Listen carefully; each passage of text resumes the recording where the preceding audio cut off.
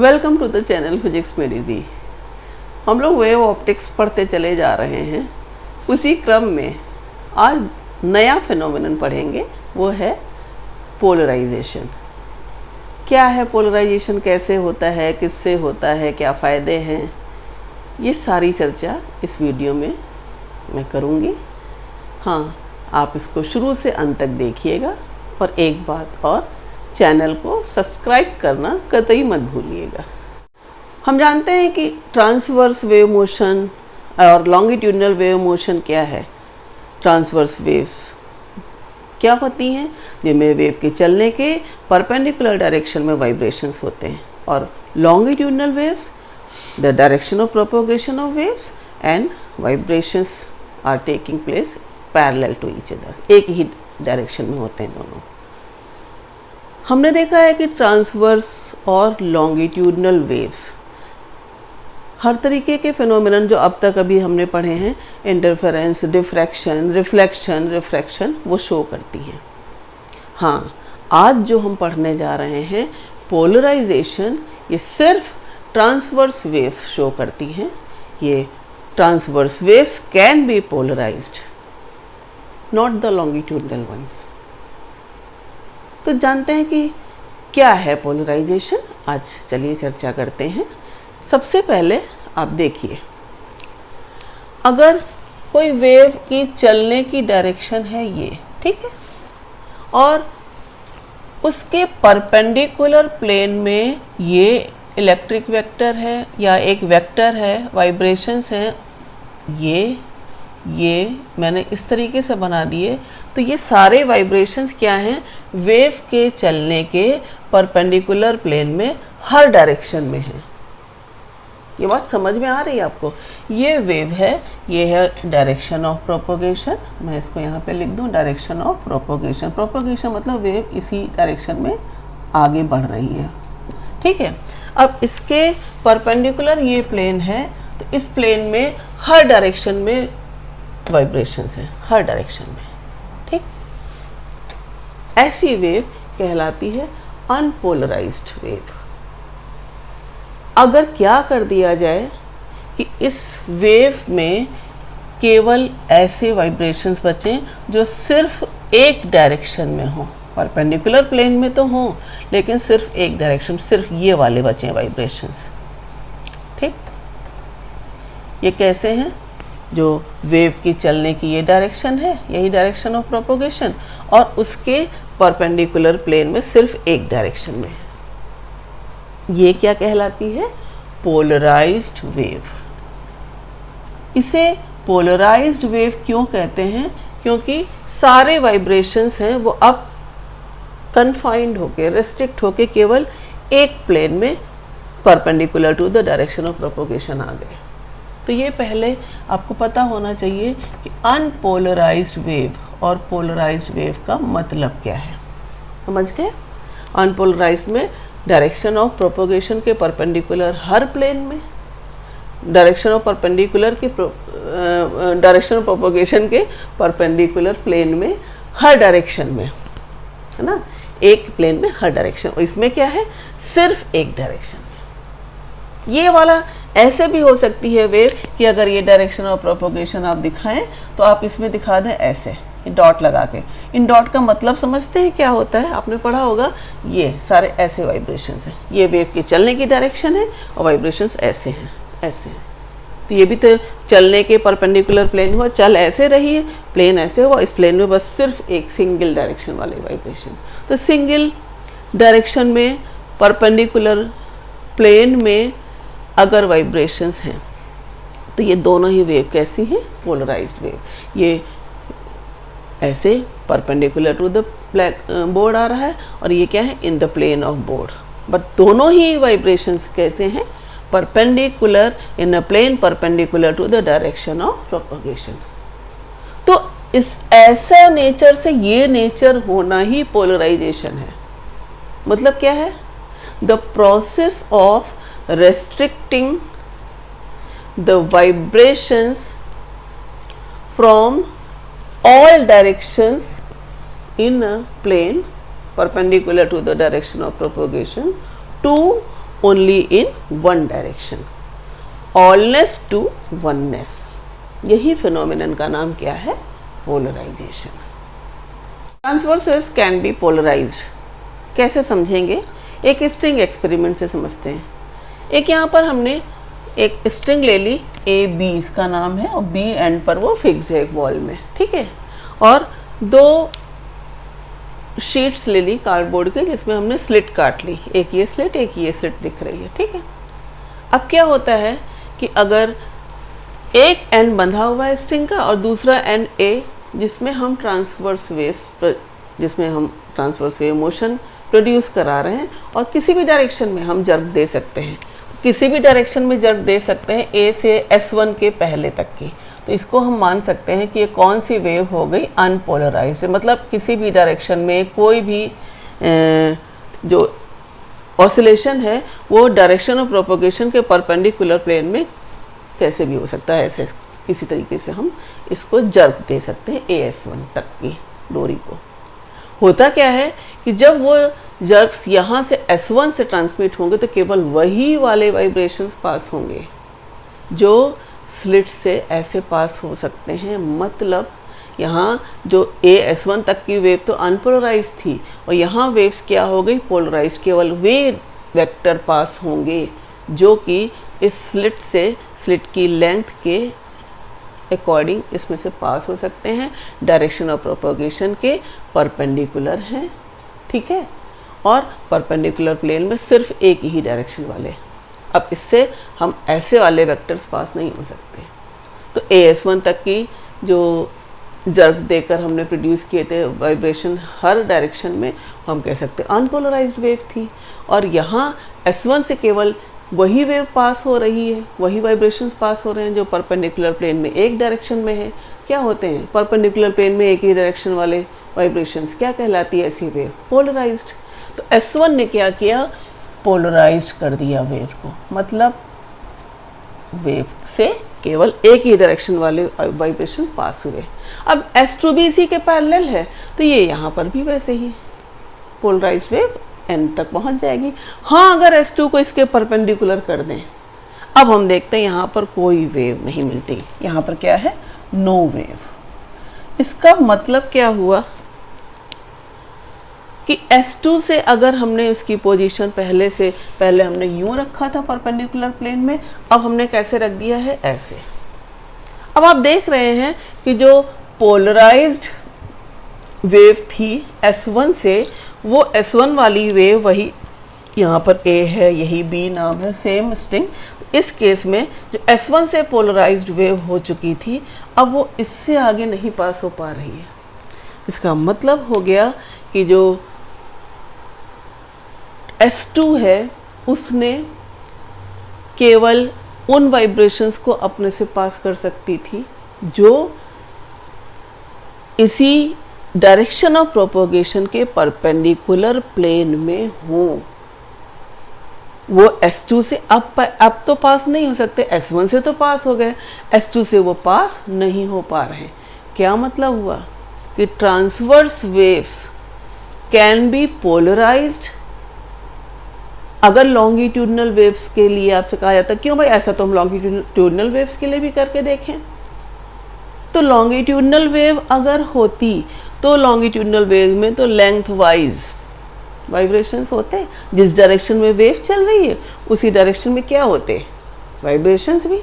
Compression rarefaction, मान लीजिए हम डोरी की जगह एक स्प्रिंग ले लेते और इस स्प्रिंग में कंप्रेशन रेयरफेक्शन प्रोड्यूस करते, तो हम S2 को चाहे ऐसे रखें चाहे यूँ रखें, इसकी डायरेक्शन ऑफ प्रोपोगेशन के डायरेक्शन में तो स्प्रिंग के कंप्रेशन रेयरफेक्शन B तक तो पहुंच जाते, तब ये नो वेव जैसी कंडीशन नहीं होती। तो यहाँ नो वेव का मिलना मतलब कि only transverse waves can be polarised, not the longitudinal one. यही ये प्रूफ भी करता है। Longitudinal waves they have symmetry along the direction of propagation, so they cannot be polarized. And what about transverse waves? उसमें आपने देखा यहाँ से एक ही प्लेन में एक ही डायरेक्शन वाले जब वाइब्रेशंस बचे तो वो आगे भी S2 के पैरेलल होने पे ही तो पहुँचेंगे, और जहाँ S2 ऐसे हो गई तो आगे आपको क्या मिल रहा है, नो वेव। तो ये शो करता है कि transverse waves can be polarised, longitudinal waves can not. और इसीलिए इस S1 का नाम है पोलराइज़र, क्योंकि इसने हर तरीके के जो वाइब्रेशंस हो सकते थे उसमें से सिर्फ एक तरीके के वाइब्रेशन को आने दिया अंदर, जो प्लेन ऑफ, जो डायरेक्शन ऑफ प्रोपेगेशन के परपेंडिकुलर प्लेन में है ना, सिर्फ सिंगल डायरेक्शन में। और इसका नाम क्या है, एनालाइज़र। इसने एनालाइज कर दिया कि अगर वही वाले वाइब्रेशन हैं तब तो हम आगे बढ़ाएंगे, और अगर उस डायरेक्शन के सेम डायरेक्शन वाले वाइब्रेशन, एक ही डायरेक्शन वाले वाइब्रेशंस अब नहीं है अगर, तो इसकी पोजीशन चेंज करने से आगे वो वाइब्रेशंस नहीं मिल रहे हैं। इसका नाम क्या है, एनालाइज़र। इसने एनालाइज किया कि इसके ऊपर आने वाली वेव ट्रांसवर्स वो पोलराइज्ड हो गई है कि नहीं। इसने तो पोलराइज कर दिया और इसने क्या किया, एनालाइज। तो S1 का नाम पोलराइज़र और S2 का नाम एनालाइज़र।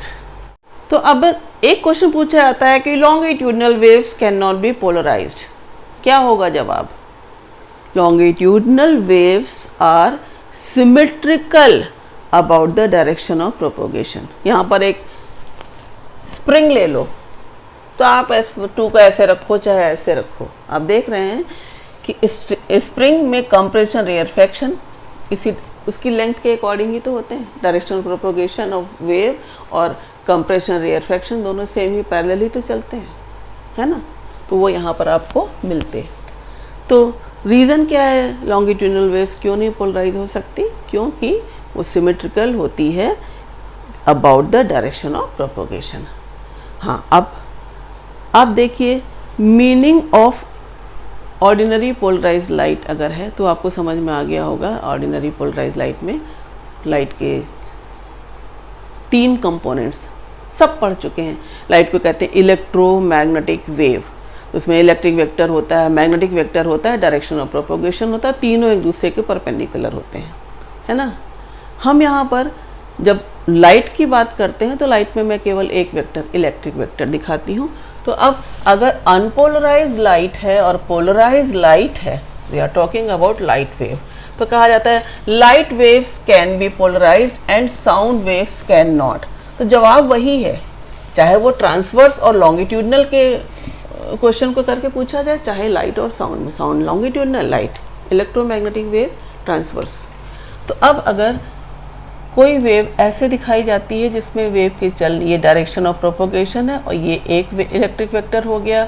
अगर हम वेव को चलने का डायरेक्शन यूँ दिखाएं तो ये परपेंडिकुलर फिंगर है मेरी, अगर हम ऐसे कर दें तो ये भी तो परपेंडिकुलर है।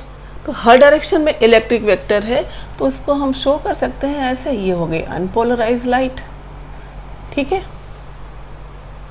और पोलराइज्ड लाइट कैसे होती है वो भी मैं बता चुकी हूँ कि पोलराइज्ड लाइट में वेक्टर्स ऐसे होते हैं, या तो एक ही डायरेक्शन में रेस्ट्रिक्टेड हो गए, और ये फिनोमेनन जो है वो क्या कहलाता है, polarisation from all direction to one direction in a plane perpendicular to the direction of propagation. या अगर डायरेक्शन ऑफ प्रोपोगेशन के ऐसे हैं वेक्टर, तो ये जो लाइट का पोलराइजेशन फिनोमेनन है ये होता कैसे है, कौन करता है, एक डिवाइस जो अनपोलराइज लाइट को पोलराइज लाइट में बदलती है उसे कहते हैं पोलराइज़र, नाम से ही पता है।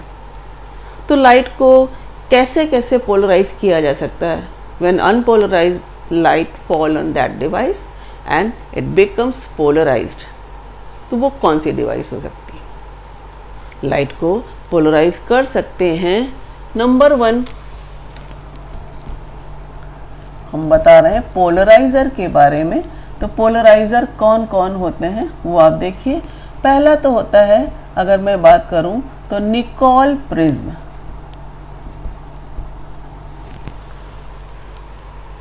इससे भी अगर लाइट इसके ऊपर पड़ती है तो क्या हो जाती है, अनपोलराइज्ड लाइट इसके ऊपर आएगी और पोलराइज्ड लाइट निकलेगी। बस कैल्साइट के 2 क्रिस्टल्स, 2 पीसेस लेके और उनके जो क्रिस्टल्स हैं कैल्साइट के वो ऐसे जोड़े जाते हैं कनाडा बाल्सम से कि उस पर वो लाइट पड़ने वाली जो है वो निकलेगी कैसे, पोलराइज हो गया। तो कैल्साइट पीसेस को कनाडा बाल्सम से जोड़ के बनाया जाता है। सेकेंड डिवाइस है टर्मलिन क्रिस्टल।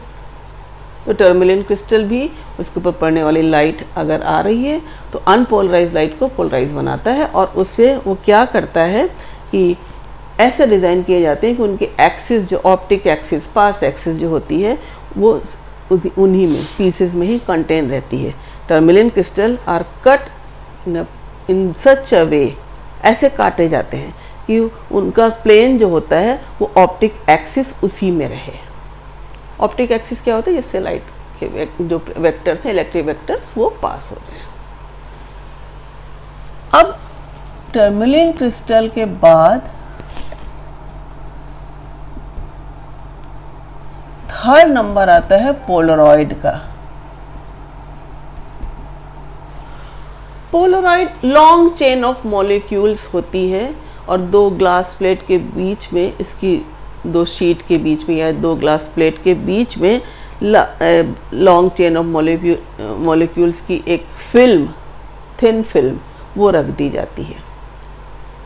इसमें एक डिवाइस से हर्पेथाइट क्रिस्टल्स नाइट्रोसेल्युलोज शीट पर ऐसे बिछाए जाते हैं कि जब उनकी जो उसके ऊपर अनपोलराइज लाइट पड़ती है तो उनमें एक एक्सिस ऐसे डिज़ाइन की जाती है, जैसे पोलराइड में ये दिखाऊं, ऐसे इस तरीके से।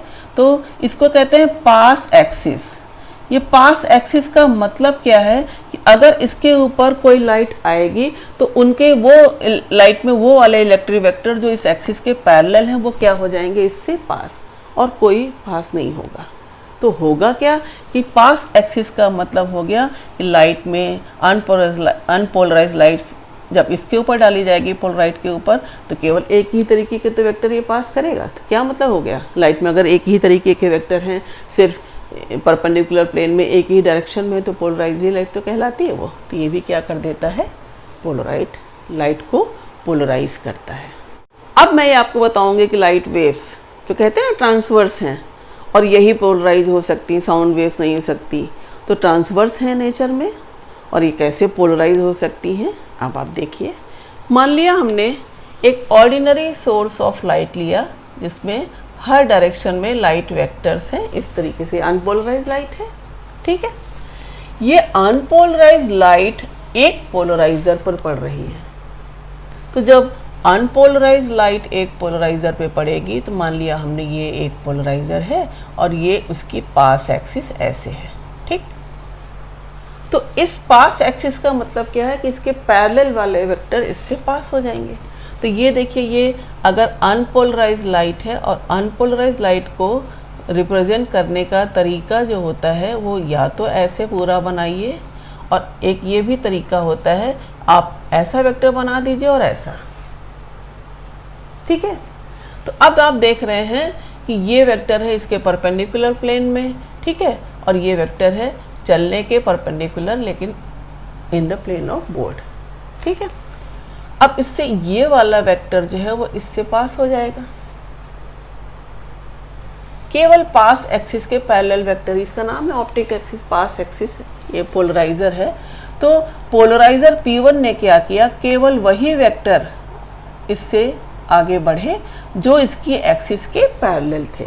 अब देखिए, ऑलनेस टू वननेस यहाँ हुई, हमने अनपोलराइज लाइट डाली थी और अनपोलराइज लाइट्स को P1 ने क्या कर दिया, कन्फाइन कर दिया वेक्टर्स को एक ही डायरेक्शन में परपेंडिकुलर प्लेन, जो कि डायरेक्शन ऑफ प्रोपगेशन के परपेंडिकुलर प्लेन में है। हाँ, अब अगर यही लाइट दूसरे पोलराइड पर आती है जिसकी भी पास एक्सिस ऐसे ही है, तो हमें यहाँ पर क्या मिलेगी, इंटेंसिटी लाइट की मिलेगी। लाइट यहाँ पर भी आएगी, we will find maximum intensity, ठीक है। अगर यहाँ पे कोई स्क्रीन है, स्क्रीन पर चमक देखी जाएगी तो मैक्सिमम। सेकेंड केस में अगर यही अनपोलराइज लाइट है और ये अनपोलराइज लाइट, इसके ये वेक्टर, ये इलेक्ट्रिक वेक्टर हैं जो ये मैं दिखा रही हूँ, ये अनपोलराइज लाइट वैसे ही P1 से पास होने के बाद हमने देख लिया कि P1 से पास हो रही तो पास एक्सिस के पैरेलल वाले वेक्टर्स हमें मिल रहे हैं, इसलिए उसका नाम है polarised light. Vectors are confined in one plane. अब अगर हमने P2 को यूं रख दिया है, अब क्या मिलता है हमें, इसकी पास एक्सिस ऐसे है तो यहाँ पर हमें ज़ीरो इंटेंसिटी मिलती है, नो लाइट। और ये शो करता है कि लाइट का जो नेचर है लाइट वेव्स का वो कैसा है, ट्रांसवर्स नेचर है। ट्रांसवर्स नेचर में हम ये प्रूफ कर लेते हैं कि जो लाइट पोलराइज हो पा रही है, अगर हम इस पोलराइज़र को P2 जिसका नाम है इसको P1 के पैरेलल रखते हैं तब तो हमें इंटेंसिटी मिलती है, और अगर P2 P1 के परपेंडिकुलर होता है तो intensity zero, which proves that light is transverse in nature। और यहाँ पर उसको इसने ये एनालाइजर का काम करके दिखा दिया कि अब इसमें और कोई वेक्टर होता लाइट में, अगर ऐसे वाला वेक्टर हमेशा के लिए यहाँ से, अगर इससे यहाँ से पास हो रहा है पोलराइज लाइट में, अगर पोलराइज लाइट में ये सब एक ही डायरेक्शन में कन्फाइंड नहीं होते तो कुछ तो चमक यहाँ आती, लेकिन पोलराइज लाइट हो गई। पोलराइज लाइट का मतलब हो गया कि केवल एक ही तरीके के वेक्टर्स हैं, एक ही प्लेन में कन्फाइंड है, ऑलनेस टू वननेस हो चुकी है। यहाँ पर वेक्टर्स जो प्रेजेंट थे अनपोलराइज लाइट में in all perpendicular direction, in all directions in a perpendicular plane, वो कन्फाइंड होके वन प्लेन में आ गए। और ये आ गए हैं, सच में आ गए हैं, वो इसने प्रूव कर दिया P2 ने। यहाँ अगर नहीं होते P2 की किसी भी पोजीशन में हम रखते तो कुछ ना कुछ वेक्टर्स यहाँ मिलते। इसका मतलब ये है कंप्लीटली पोलराइज्ड, और इसी को कंप्लीटली पोलराइज्ड को कहते हैं लीनियरली पोलराइज्ड। भाई एक लाइन में, इलेक्ट्रिक वेक्टर एक लाइन ही में तो है।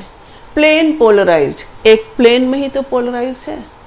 तो कई नाम है लाइट के, ये पोलराइज्ड लाइट के, लीनियरली पोलराइज्ड या कंप्लीटली पोलराइज्ड या प्लेन पोलराइज्ड, वो सब एक ही है। ठीक है, तो हमने देखा कि पोलराइज्ड P1 और P2 को यूज़ करके अनपोलराइज्ड लाइट से पोलराइज्ड लाइट कैसे मिलती है, और ये लाइट के लिए कह सकते हैं कि ये एक्सपेरिमेंट कैसे प्रूव करता है कि light is a transverse phase. क्यों?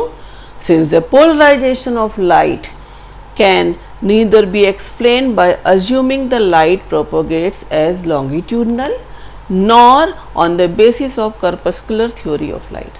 ना कर्पस्कुलर थ्योरी ऑफ लाइट से लाइट का ट्रांसवर्स नेचर होना प्रूव हुआ, लाइट का चलना, ना लाइट को हम क्या मान सकते थे कि लाइट प्रोपोगेट करती है एज ए लॉन्गिट्यूडनल वेव। तो ये एक्सपेरिमेंट है, इसी एक्सपेरिमेंट ने ये प्रूव किया कि लाइट कैसी है, ट्रांसवर्स। अगले वीडियो में हम और चर्चा करेंगे कि पोलराइजेशन के क्या क्या फ़ायदे हैं, और हम उसको by reflection, by refraction, by scattering कैसे पोलराइजेशन प्रोड्यूस किया जाता है।